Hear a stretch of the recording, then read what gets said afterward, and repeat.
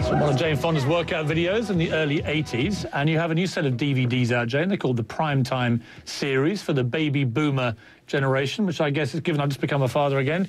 I'm one of those. How are you going to get me back into shape with this DVD, then? Well, first of all, you got to do it. Do you work out? I try, you know, it's what I call a British workout, where you do it so that you can carry on eating and drinking. Well, it's better than nothing.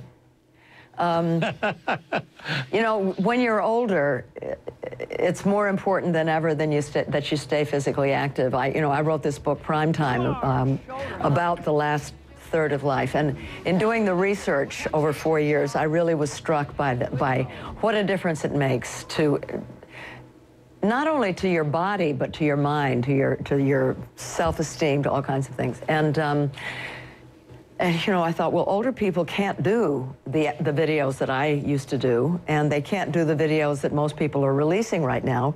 But I'm old, and I've got a hip replacement and a knee replacement, and I know how to make videos for people who are not fit, and maybe people who've never worked out before, and people who are older. And I did 2 last year, and they're bestsellers, and I get feedback from 40-year-olds and 80-year-olds.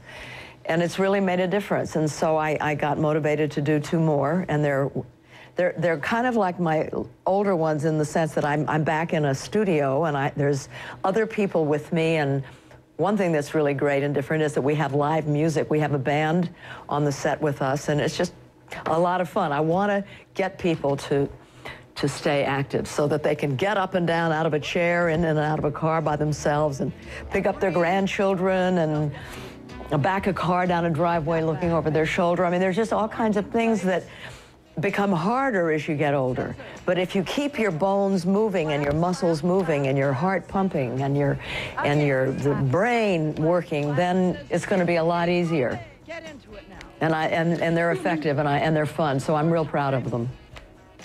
You've gone through your life never, it seems to me, ever being entirely happy with your body. How do you feel about it now? Have you learned to love yourself? I grew up thinking that if you weren't perfect, that no one would love you. And I was that way for quite a long time. And you can't really be super happy if you think you're supposed to be perfect, because we're not perfect, and we're not supposed to be perfect. It took me a long time to say, okay, I'm good enough. Good enough is good enough. Am I 100% that way? No, frankly. I'm a creature of the 50s, and, you know, I'll never entirely get over it, but I'm not compulsive anymore. I don't work out compulsively. You know, I have a boyfriend that thinks that I'm just fine. Yeah, I feel okay about myself. I'm not perfect, and I don't care anymore. And I'm not making these videos so that people can look like me, and people know that. I'm just trying to make people, you know, feel good. One of the things that I love so much, because I didn't used to be healthy, and I didn't used to work out. This came to me rather in my 40s, in fact. And one of the things that I learned that to me is so beautiful is how it changes your head.